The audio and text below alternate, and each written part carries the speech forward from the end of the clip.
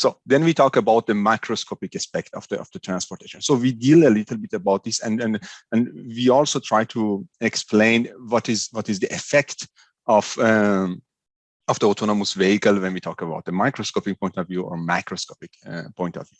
Then, of course, at the end, we talk about the current challenges and what next. If you are interested to work in this field or in this domain, what are the different areas that you can get involved. But of course, the vehicle, they suddenly develop in the, let's say, in the last century, because we develop a lot the urban infrastructure. There are lots of roads that they are built between the cities, and we had also a drop of the oil price that of course make the transportation by the conventional cars that we know right now very easy. But that has some consequences, and the consequence is that we have the huge rise in carbon emission, we have the increase of the congestion, we have a lots of dramatically accident rate, and this is very bad because the people simply die on the road.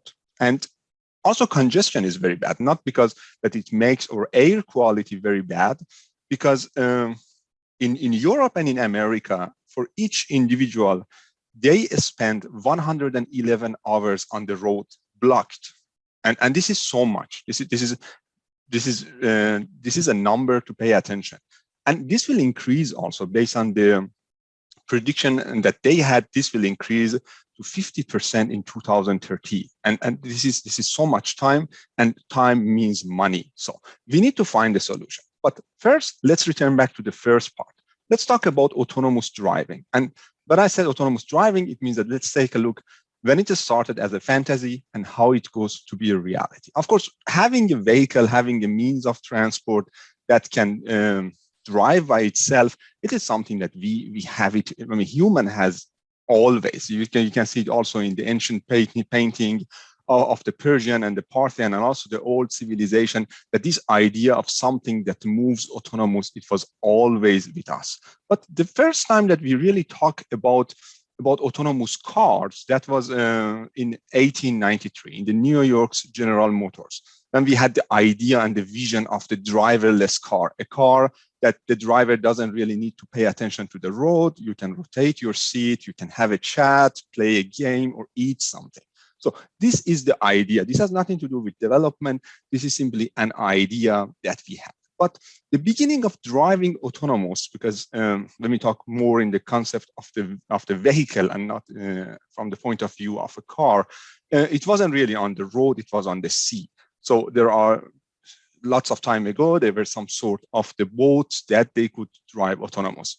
Then we had, of course, a decade after the Wright brothers that they invent the airplane, we had the first airplane, Autopilot, and around 1933, we had the Willy Post that became the same guy, the first guy that could drive around the world with a plane in an autonomous way. But when we talk about the cars, what we have usually in mind is something like a Google car or something like Tesla.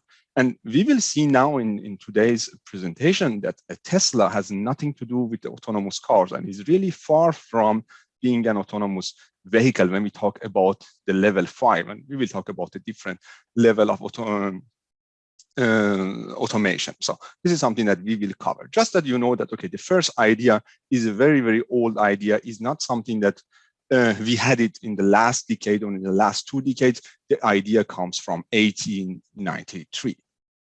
Okay, but car. When we talk about cars and we try to bring our focus from vehicle to car, let's do a brief history of cars, because this is also very important.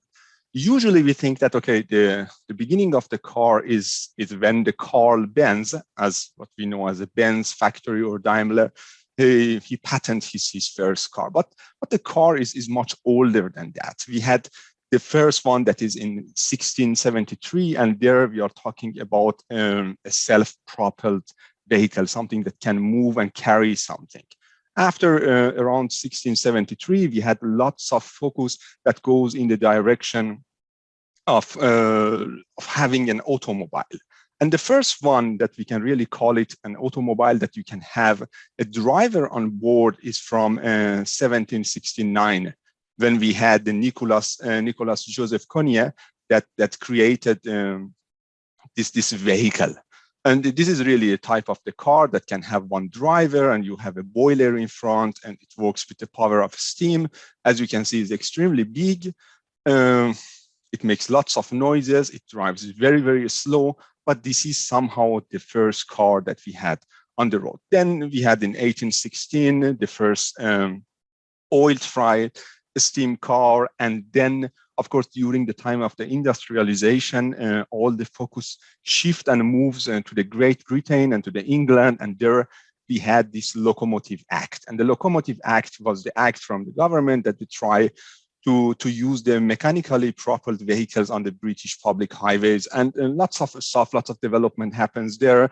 We have also some changes in the traffic rules. We have for the first time, let me talk about the car, the rules about what is the maximum speed of the car in the country and what is the maximum speed in the city. And just want to give you one idea is how was this maximum speed in the city was 3.2 kilometers per hour, which is almost like walking. And in the country was 6.4. It's like when you are jogging or running a little bit fast. So, but of course, the law about mobility and transportation, they are much older than that. You had the first law in the Greek time, in the Roman time, in the Persian time, but this is when we are talking about the cars on the road. And then after that, there are lots of focus that is happening in the 19th century. We had in 1885 that the Carl Benz built his first automobile in Mannheim, and then around in 1888, we have this famous ride of the Bertha Benz that drives back and forth from Mannheim to Poffersheim. And this is a very, very historical moment in the development of the car as we know now. So, and of course, later on, you know, in the modern area, you have the pre-war era, before the Second World War, during the World War, and after World War. You have this massive jump of the development in the vehicle industry, in the car industry, and especially when we involve also, we shift a little bit from the mechanical engineering to the electrical engineering and informatics, and we see that the vehicle and cars gets more modern. But what it makes always the people wonder is that when we talk about electric cars, because when we talk about autonomous vehicles and autonomous cars, most of people think that the electrical car, they are something very, very new. And this is completely wrong, because the electric car, they are as old as this conventional car. Because we had in 1881, almost the first car, which was like a tricycle, which was invented by Gustave Trouvé, the French guy who did this. And it was a big car, heavy car that you had several batteries on it. And it could move in the range of 14 to 26 kilometers per hour, which is impressive. You know? And then the electric cars develops a lot, and this is nothing new. And just to give you an update, is that around 1900, the 40% of the vehicles, they are powered by steam, and 38%, which is almost the same number, by electricity, and 22% by gasoline. So you can see that the electric cars, they develop exactly in parallel with a normal conventional car by steam or gasoline. So, but what is happening later on is that around 19th century later, also a little bit later, is that use of this normal combustion engine car gets much, much easier. When they invent the starter mode, which you could use it and handle your car much easier. It makes everything easier. And then we have a drop of the oil price, and you had everywhere a place to fill your tank. So that makes the use of the combustion engine car much easier. This is why that somehow the electric cars dies at that time, because you didn't have always a place to charge your car. Also using the battery, they were big. The battery technology at that time was not developed. So the battery, they were big. You needed lots of time to charge them. The autonomy of them wasn't long enough. So this is why that you don't see so much development. And if you had also electric car like the Toyota, and later on also Volkswagen that did some electric vehicle, they were not really attractive to the people, because if you wanted to drive, your autonomy was around, I don't know, 30, 40, 50 kilometers. and you couldn't find easily a place to charge your car. And also, if you wanted to charge your car, you needed to wait, stop your travel, charge your car, and then drive again. And you needed really to plan everything. It wasn't like the combustion engine car that everywhere you could find a place to refill your tank. And here we can see that, okay, what most of people know as the first electric car is at 1888. And this is again one German car, or the first German electric car, what is named the Floken Elektrowagen. It means that this is an electric vehicle which was made by this guy named Floken. So you can see that, okay, the electric car, they are as old as our conventional car.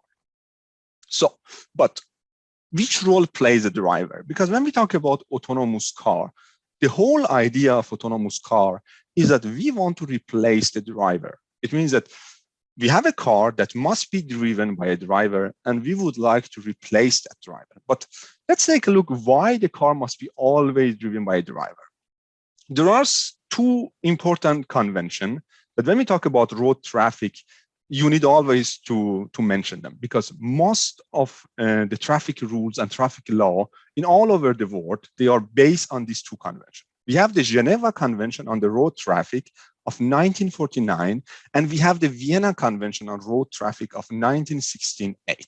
And what it says that in the Art 8 of paragraph 1 of the Vienna Convention says that every moving vehicle or combination of vehicle shall have a driver. So it means that you cannot have a vehicle on the road without having a driver. You must have a driver. So you must have something that drives that car.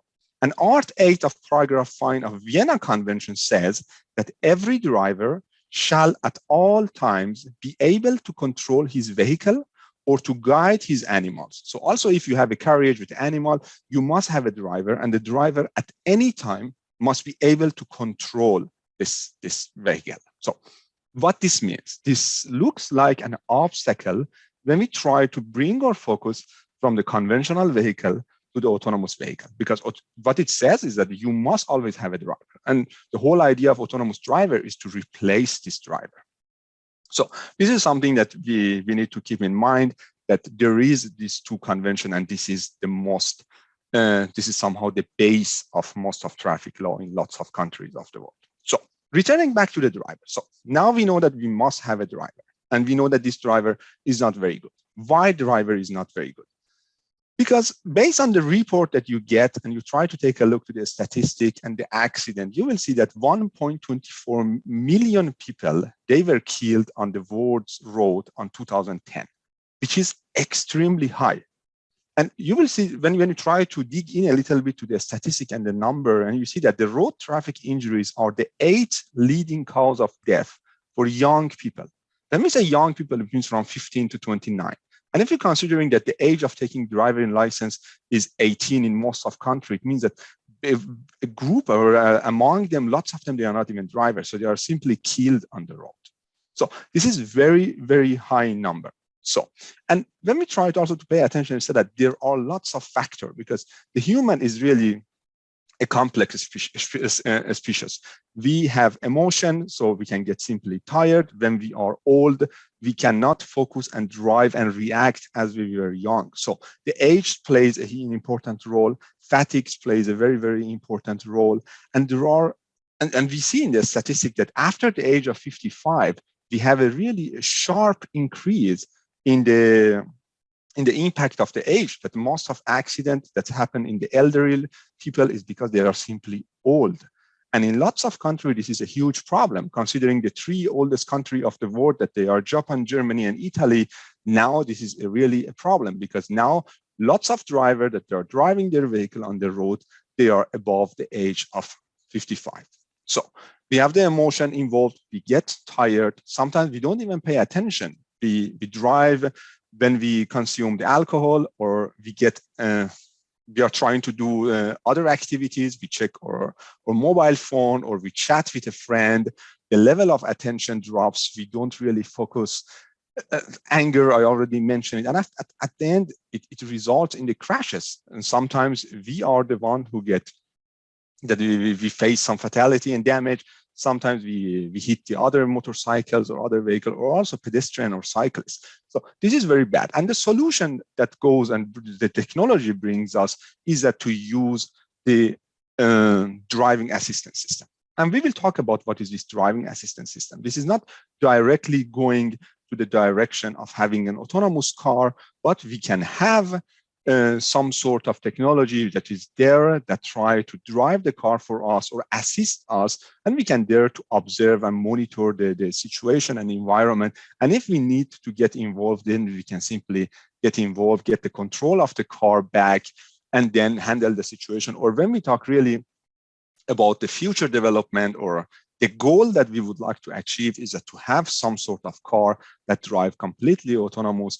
We don't need to do anything. The car does everything for us, and we don't need even to have a driver's seat. We can sit in the opposite direction, have a chat, eating lunch, or doing something else. So this is where we are trying to go. And as I said, driver is the main reason. So now let's dig in a little bit to the driver and say, why this driver? So here I put some numbers for you. And something that I need to emphasize here, these are the numbers of Germany. And by knowing that Germany is well known to have one of the safest roads of the world. So the infrastructure in Germany, they are great. The driving culture is great.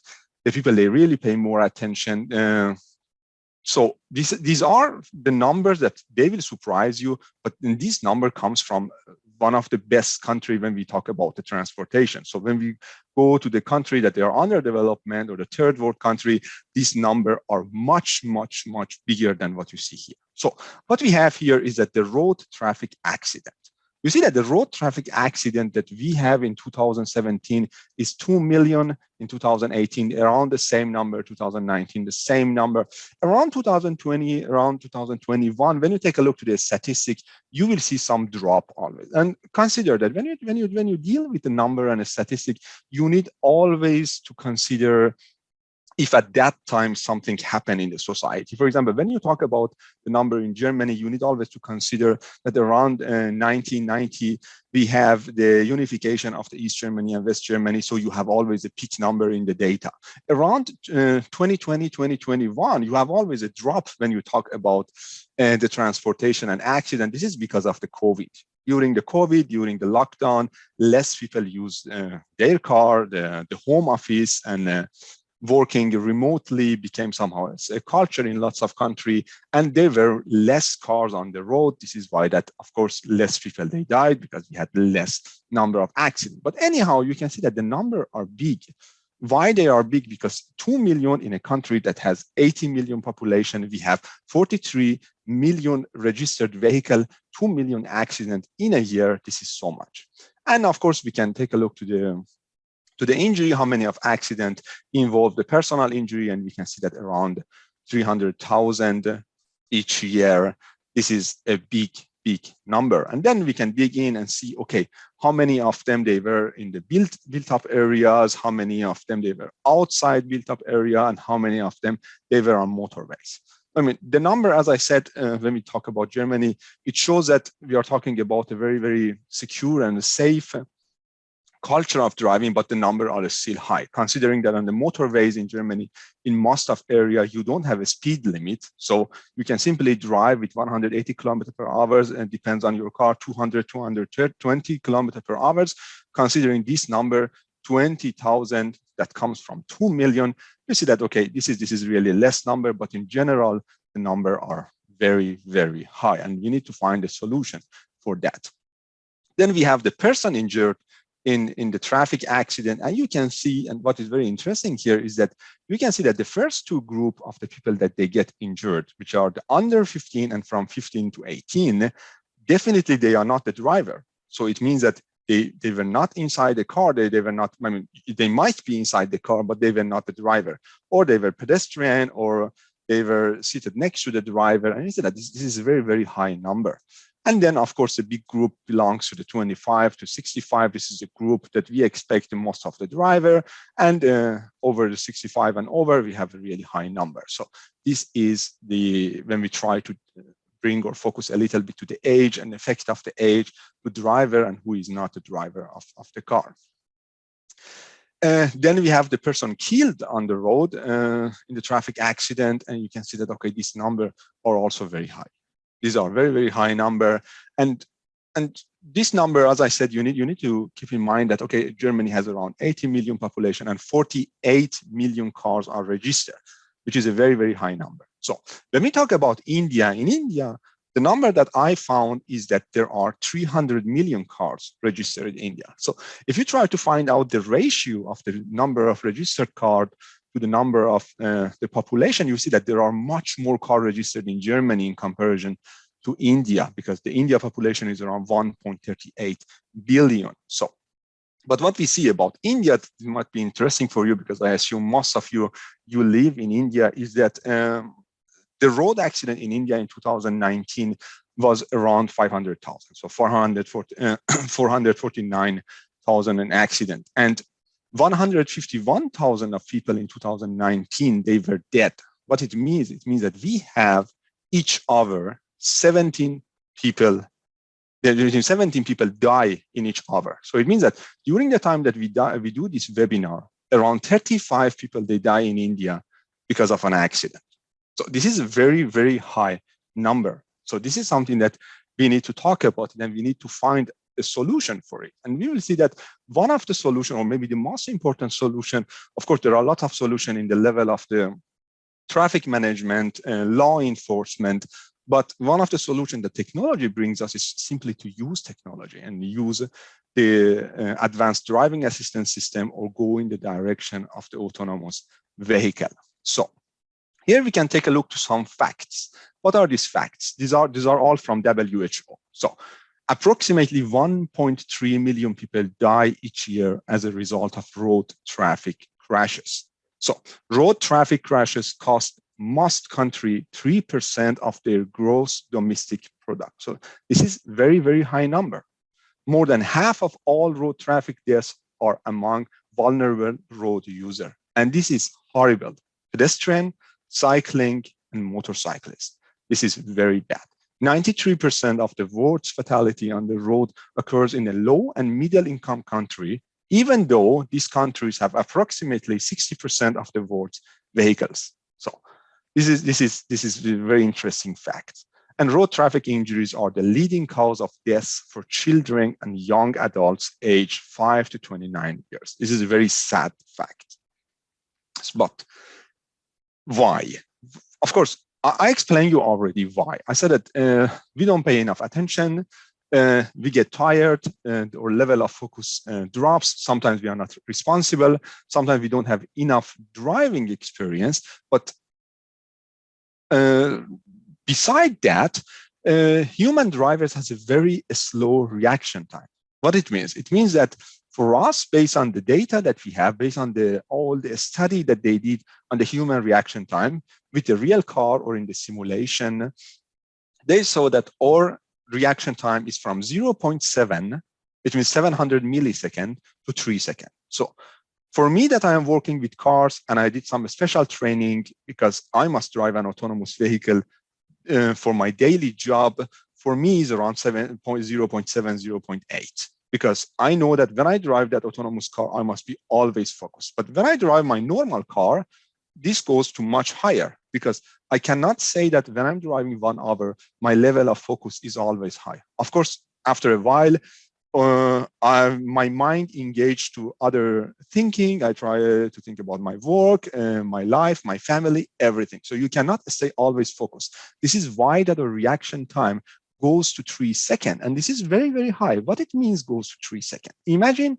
that you are driving in city. So I make the situation very easy for you. So you are driving in city. In most of country, the maximum velocity that you can drive in city is 50 kilometers per hour. 50 kilometers per hour means 13.6 meters per second. So it means that if your reaction time is 2 seconds, and 2 seconds is the most of us reaction time, it means that when something in front of you happens, till that you react to it, you drive at least 26, 27 meters. So it means that for 27 meters, you saw that something happened, but you couldn't react at all. And you drive 27 meters towards the danger. So this is very, very high distance. So what we do is that, okay, so that let's consider the average driver reaction brake time. So it means that when something happened, you decide that you need to brake. It means that your mind take the decision, send all the nerve system, activate your feet, you move your feet, and you press the brake pedal. This takes 2.3 seconds, so which is very, very high. In some states, it is considered directly 2.5 seconds. And you can see that, okay, in lots of places like the United Kingdom and the USA, the reaction time, it is directly considered 3 seconds. So 3 seconds or even bigger than 3 seconds, this is a very, very long reaction time. So we see that also when we are focused, we can reduce it, but we are not always focused or we are engaged to other activity.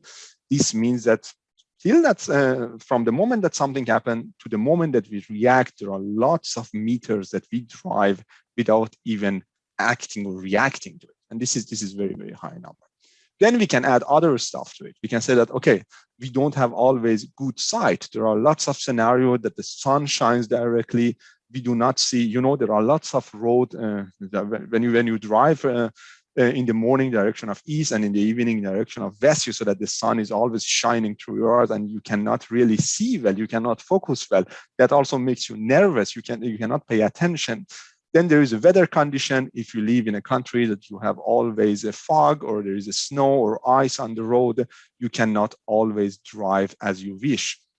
Rain plays a role. Also, when you drive in the urban area, there are lots of stuff that you need to pay attention. There are lots of traffic signs that you need to read and react. And sometimes our mind cannot handle this. You cannot get all this information because you are driving and you are controlling a very complex dynamic system, which can also be seen as a weapon, because if you don't pay attention, you simply kill someone or you kill yourself.